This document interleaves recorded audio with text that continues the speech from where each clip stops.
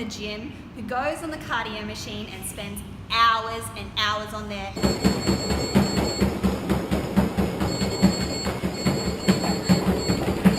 Then comes off the cardio machine and does as many crunches as possible. But platinum, the only thing you get there, but has nothing to show for it. So you know how no matter how many crunches, no matter how much cardio you do, you can never get rid of that paunch belly. Instagram that. Hashtag fitness, hashtag abs for days, hashtag body love, hashtag body positivity, hashtag motivation, hashtag fitness journey, hashtag love my life. That's because you guys have been doing it all wrong. When you're actually doing crunches, what you're doing is promoting your stomach to come further and further out. When actually what you want is to get that nice, tight, flat belly. So the way you're gonna do that is, first fix your diet. It's pretty evident there. But the next trick is actually doing tummy vacuums. Now, tummy vacuums are gonna change your life. I've started doing them recently and I do maybe 10 for 10 seconds at a time, and my stomach just has been coming in tighter and tighter.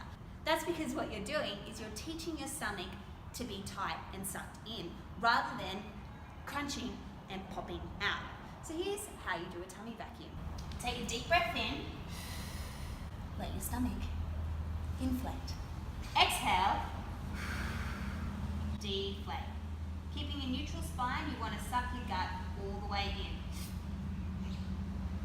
And you want to suck it in as tight as you possibly can, in every single muscle you possibly can, to create that vacuum feeling.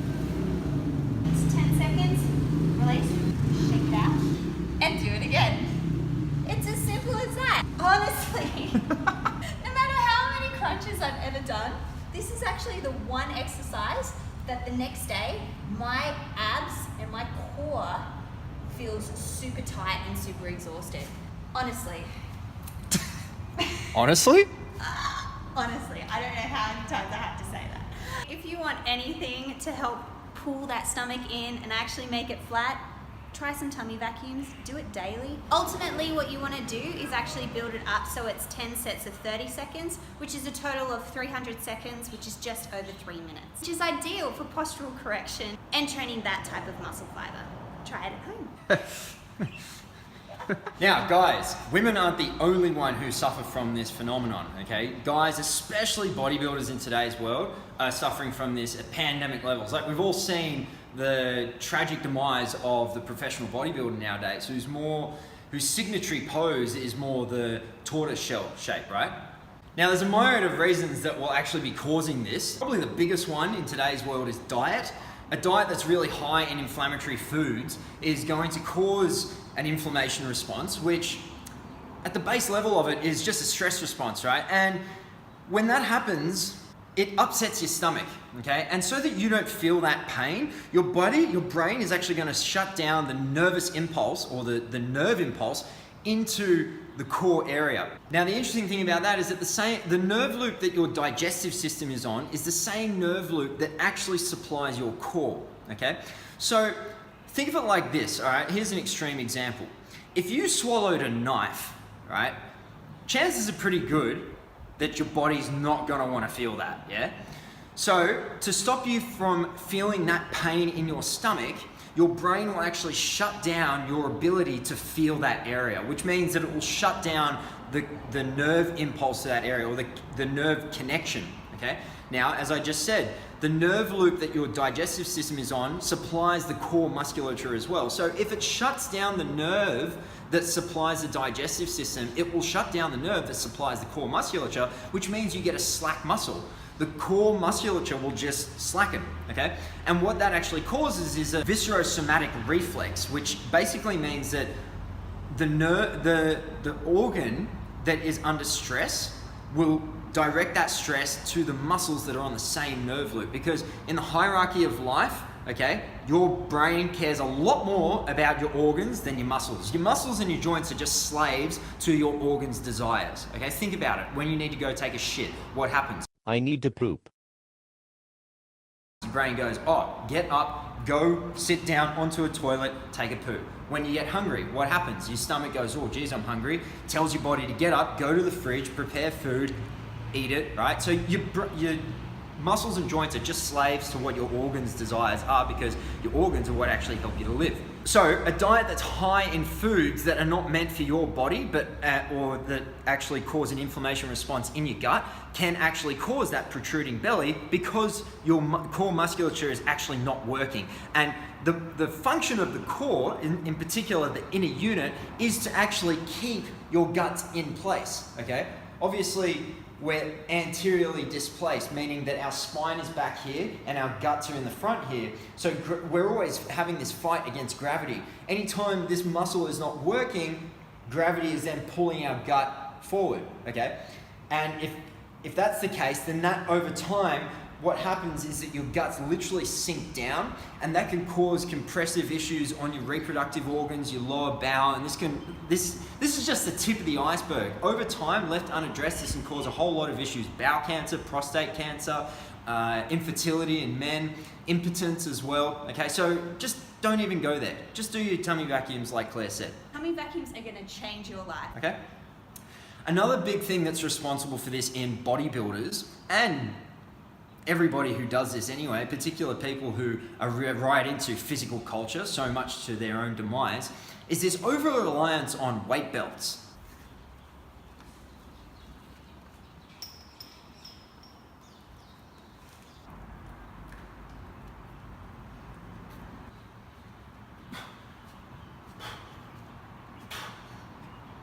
We see this with female bodybuilders, competitors everywhere in the industry, okay? They just love to go out and buy weight belts, in particular powerlifting weight belts, to do bicep curls. Swipe right, swipe right, swipe right, swipe right. Ooh. Oh wait, that's me. Swipe right, swipe right. Now guys, as funny as that may be, okay, you can actually get some really good benefit from using the weight belt correctly. The best way to use the weight belt is for what it was actually intended for, which is actually increasing intra-abdominal pressure, okay? And this is why powerlifters use weight belt. I don't know if you've ever watched a powerlifter, but sometimes they're handling pretty heavy weights on their back, which could actually snap their spine. So it's pretty important that they're able to create a lot of pressure in their abdominal cavity, okay? So by using a weight belt, what happens is that they actually take a deep breath in, they brace, and then they push against the weight belt. And that's what you want to be doing, because that feedback mechanism of you pushing against the weight belt helps to increase intra-abdominal pressure, creating a lot more stability through your spine. The best analogy I can give is to think of a can of like coconut milk, for example, okay? And if you're not bracing, okay, and you don't have that weight belt on, or if you're just not bracing, full stop, it's like a can of coconut milk with holes in it, okay? The coconut milk will dribble out, okay? Same thing with you. No, you're not a can of coconut milk, but if you don't create that intra-abdominal pressure and that tension, what's gonna happen is that you'll dump force out of your body. It will dissipate outwards, when really, if you're handling a heavy weight during a squat, you just want that force to go straight down into the ground so you can come straight back up. So that's the first way that you want to be using your weight belt. Secondary to that, you want to make sure that you have a proper weight belt. Weight belts with Velcro straps have only one good purpose, and that is not to lift heavy weights. The reason being is that if you have this strapped to a Velcro strap and you're handling, 200 plus kilos, and that comes off, what do you think is going to happen to your back when you're relying on that to create your stability through your spine? Not good news, okay? So get yourself a powerlifting weight belt if you are somebody who handles really, really heavy weights, because there's no way that's going to come undone. It's either got a 2-prong buckle or a hand release buckle, okay? And they're a lot safer. The best benefit you can get from the Velcro one is to actually tie it around and tighten it, but only tighten it enough that you can feel it pushing against your stomach. The reason for that is because, again, it will provide you feedback, okay? So whenever you just let go of your core and your stomach presses against it, that will give you feedback to your brain to say, oh, pull it in, okay? But you should not be relying on it to just hold it there and you just walk around the gym with your gut hanging over doing bicep curls like we see 90% of the population doing. Oh, thank God I got my weight belts on. On that note, guys, save yourself some money. Don't worry about the Velcro strapping belt, okay? Just get yourself a piece of string and tie it around under your shirt, tie it around there just so it helps you to give you some feedback. And the thing about the string is it's a lot smaller surface area, so if you let go, it's gonna cut into your skin a lot deeper, you'll feel it a lot better.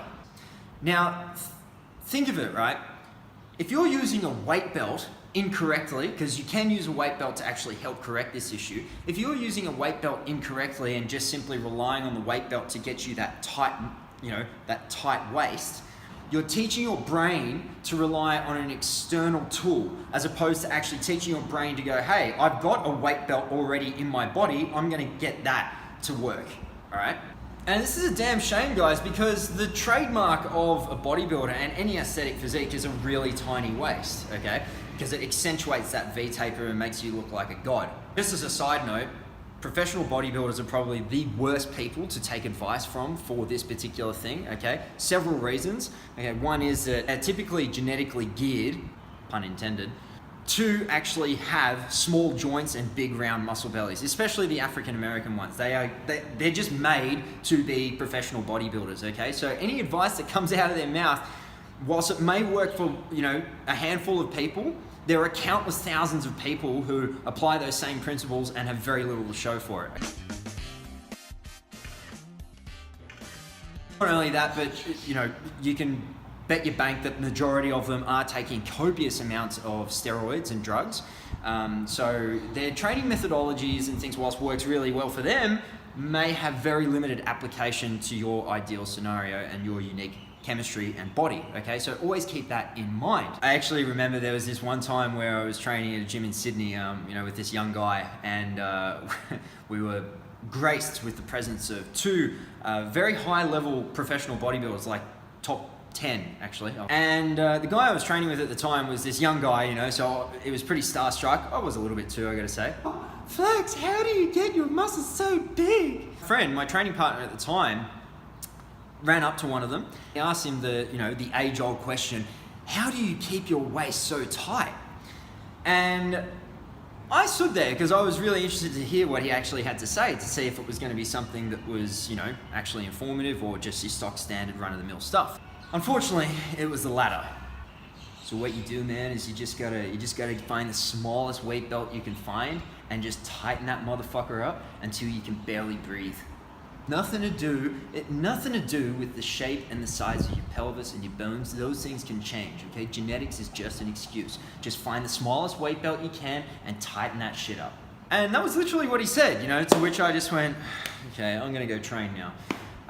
It was a bit upsetting, but at the same time, not surprising, okay? So, be wary of the advice that you seek from high-level bodybuilders, because again, whilst they are at the highest level, it's because they have that perfect mix of genetics, drugs, and the right training method for them. Also, one of the lost arts or the lost poses of the art of posing, I said posing twice, 3 times, one too many, is actually the tummy vacuum, right? The infamous vacuum pose, which was really brought to the forefront of physical culture and bodybuilding by the great Frank Zane and the late great Mike Mentzer, who displayed this extraordinary ability to put their hands up over their head and just suck it in. It looked like something out of a sci-fi film, right?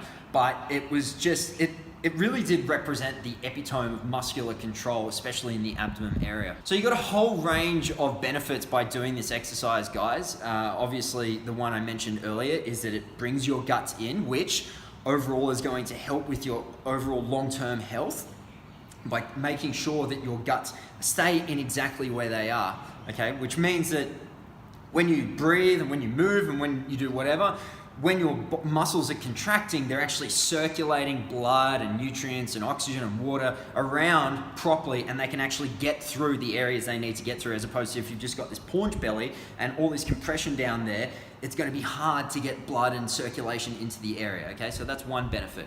The other benefit is that when you, in a normal healthy person, when the core contracts, the inner unit contracts first to stabilize the different vertebra of the lower back, okay? And then the outer unit contracts. The outer unit being the glory muscles, your rectus abdominis, your external obliques, your erectors, all the big muscles that help with typically any loads that are over 60%. In an unhealthy core situation, what happens is that inner unit doesn't actually contract, but the outer unit does. So you get this muscular imbalance, which means that the spinal segments that the inner unit actually contracts into doesn't actually get stabilized, and you end up with this muscular imbalance. This is very common with people who have an over-reliance on machines, and as I said, have shitty diets, over-reliance on weight belts. The other one is that it will help to pull in your waist, it will improve your posture, and it's going to just make for a much more aesthetic physique.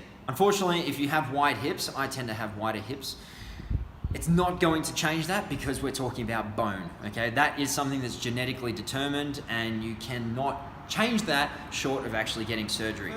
As you saw Claire do, that's probably the best way to do it, okay? And there's a couple of reasons for that. If your torso is parallel to the floor, what's happening is gravity is pulling your gut to the ground, so you've actually got something to resist against, okay? So make sure when you do it, you breathe in, and you expand your belly as far as you can. Then when you breathe out, let it contract, maintain a neutral spine, and pull up and in. Oh, my soul is contracting.